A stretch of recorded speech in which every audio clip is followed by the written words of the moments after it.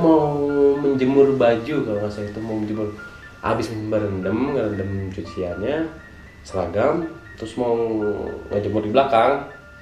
Nah di situ dia ngeliat ada kuntilanak lagi duduk di box AC.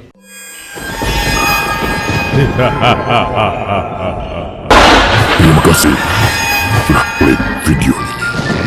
Tapi jangan lupa subscribe. Jika tidak subscribe, maka kalian akan tahu akibatnya.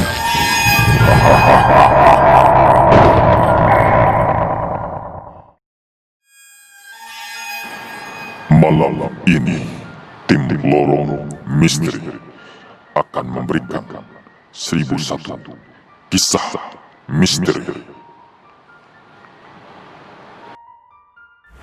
Assalamualaikum warahmatullahi wabarakatuh. Kembali lagi bersama kami di 1001 kisah bersama Lorong Misteri. Baik para pemirsa, kali ini saya yang membawakan acara ya. Tadi itu Bang Heri capek, pegel tuh tadi habis pulang kerja ya. Jadi Haditnya mau eksis tuh wajahnya. Saya mah udah eksis Bang Heri. Mau saya diomongin apa juga saya mau udah eksis Bang Heri. Iya. Iya aja udah.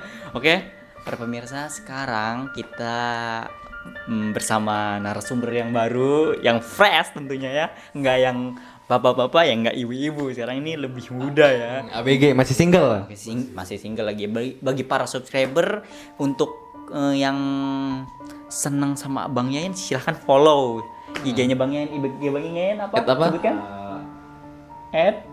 @yan.m.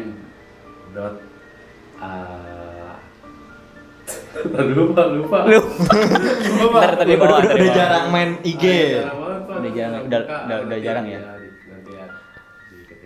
Oke, para pemirsa, kita sekarang mengulik cerita lagi ya dari sosok Bang Yayan ini nih. Apa itu suara itu? Oke. Tadi sempat kita dengar cerita juga di balik layar yang dimana Bang Yayan itu pernah mengalami keanehan di tempat kerja ya. Tempat kerja. Nggak tahu. Tempat kerja bahwa ada sosok kuntilanak duduk di atas AC. Nah loh, duduk di atas AC itu kan AC panas Pak. Bukan di AC-nya yang di AC-nya ini nih ya, tapi yang di boxnya yang ada kipasnya itu ya. Itu loh, saya anehin itu kuntilanak kuat amat ya di atas itu ya. Itu Juga setan. ya sih, namanya juga setan ya Bang Heri ya. Oke, langsung aja kita cerita bersama Bang Yayan. Bagaimana Bang Yayan ceritanya? Jadi kan saya dan teman saya mempunyai kebiasaan di mana setelah pulang kerja itu tidak langsung pulang. Nongkrong. Iya, nongkrong di situ. Sebagian pulang gitu kan, sampai akhirnya mau maghrib itu ya paling tinggal 2 atau 3 orang aja gitu, 2-3 orang aja. Kadang seringnya berdua gitu. Oh, itu nggak sip-sipan kerjanya? Ada, cuman beda bagian Pak. Oh, beda bagian. Jadi Iya. di ruangan beda nih ya. Jadi di ruangannya memang Iya, itu beda. kalau misalnya udah pada pulang sepi gitu ya. Yang sip yang duanya itu dia bekerja berisik gitu, tapi ya namanya kayak gitu mah nggak peduli lah gitu kan. Ya kita biasa lah ngelakuin hobi yang kita suka gitu. Kalau misalnya saya bermain game, teman saya dia berkaraoke gitu, nyanyi gitu, hobinya. Di mana? Di aplikasi? Ya, Aplikasi Itulah, Sumule. Sumule. Enggak, saya enggak ini. Saya enggak, bukan endorse itu ya. Sumule bisa. Udah di situ kita biasa lah, karena emang udah lama gitu kan, terbiasa sampai sekarang. BTW tempat kerjanya sekarang udah pindah gitu ya, tempat yang baru. Dulu di tempat lama itu masih, walaupun suasana tempat kerjanya ramai sampai nanti stopnya jam 11 malam, shift 2 pulang, dan nggak ada shift 3. Oh, nggak ada. Tidak boleh gitu. Ya udah, kita biasa nongkrong setelah Itu malam berarti posisinya. Iya, setelah pokoknya udah beres. Jam Sebenarnya 11. sih sore lah, enggak Oh, habis maghrib. Iya, kayak habis maghrib. antara jam 8 atau jam 9 kayak gitu aja.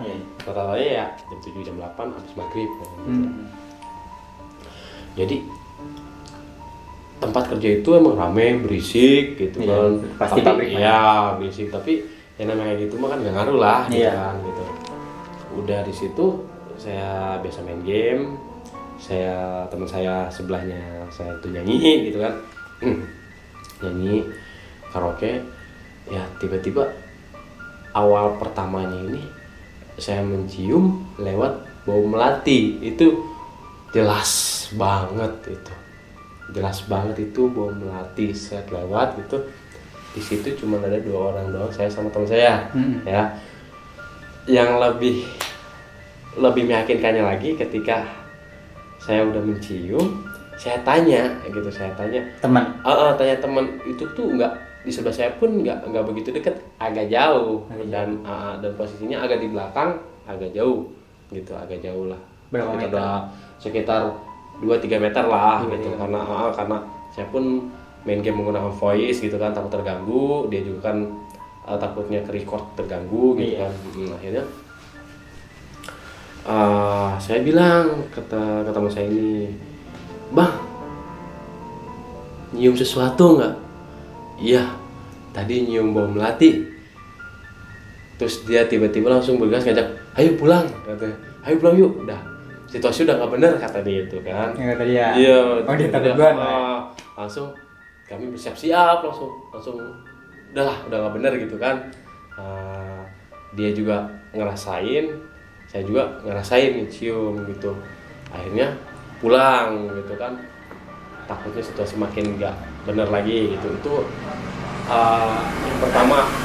yang pertama itu sering seperti itu, tapi nggak begitu malam. Selepas ya jam 7 atau jam 8, malah ada lagi yang habis maghrib itu setengah tujuan. Saya pastikan itu area itu sepi, nggak ada orang sama sekali, kecuali saya sama teman saya di batas pagar dengan bagian lain. Itu kan berisik, tempat saya sepi sendiri gitu kan. Itu yakin nggak ada orang, tapi posisi kamar mandi dia kan di sebelah tempat saya nongkrong sama teman saya. Keluar pintu, belok ke kiri, terus belok ke kiri lagi, jadi nempel lah, dindingnya nempel lah. Keran nyala dong gitu kan, keran nyala, sedangkan saya tahu itu nggak ada orang gitu kan. Tiba-tiba keran nyala gitu. Mungkin dari tower. Nggak mungkin dari tower, masa towernya nyala muter aja sendiri gitu kan. Itu kayak diputer, dimainin, matiin, itu. nyalain lagi, matiin lagi gitu. Ya otomatis saya langsung keluar dong gitu kan. Saya ngeliat Iya. Ya pintu kamar mandi kebuka semua dan nggak ada orang. Dan kalau misalnya ada orang pun jalan harusnya kelihatan dong. Iya. Gitu kan, harus, nggak mungkin sepersekian detik masa iya langsung nggak ada orang kan. Nggak Langkah kaki mungkin. mungkin. Iyalah, Langkah malah kaki kaki lah gitu kan. Dan yang pasti kalau setelah keluar dari kamar mandi itu, orang itu pasti kelihatan lah, walaupun 10-15 detik, karena lumayan jauh lah gitu kan. Ini nggak ada orang sama sekali. Itu sering juga kayak gitu. Terus Sering game gitu. iya, sering. Terus setelah saya cerita itu, mulai memancing cerita itu sama security situ gitu kan, sama teman saya juga gitu kan. Ngobrol-ngobrol lah ya. Ngobrol, dan security Di lain hari itu ya. di lain hari security itu pun juga bercerita kalau dia saya ngeliat penampakan nenek-nenek dan teman saya kuntilanak ngelihatnya. Yang nenek-nenek itu berada di area lapangan kerja saya. Ngapain dia? Dia berdiri di sebelah cerobong pembuangan angin gitu, pembuangan angin itu. Besar banget Bang Heri. Dia berdiri di situ, nenek-nenek itu Di gitu. pembuangan dia nggak, itu nenek-nenek nggak takut apa disedot sama angin ya? Enggak. Kan udah stop ya. Karena bagian divisi saya sudah stop semua gitu kan. Bagian divisi yang sebelahnya yang kalau jalan. berarti beda kan- beda divisi itu, kiri kanan. dia berdiri di situ, katanya sempat ngeliat di situ dari security itu bilang. Terus untuk di bagian area belakang itu banyak anak-anak kecil, itu banyak anak-anak kecil. Itu area belakang itu apa itu biasanya? Area belakang itu untuk mobil Forklift. bukan forklift, muatan yang harus ganti ban, oli kayak gitu ya. Apa ya, bengkel ya maksudnya ya, tempat bengkelnya atau tempat mekaniknya. Di situ banyak anak-anak kecil, tapi warna hitam. Anaknya? Iya, bocah-bocah kecil tapi warna hitam. Apa ya, orang yang dibilang tuyul juga kayaknya Cicak kan. Tejica. nggak, bukan juga gitu. Ya kayak anak kecil yang umur mungkin 5 tahun 6 tahun gitu, cuman full hitam, lari-lari gitu, lari-lari. Serem banget ya, Bang Heri.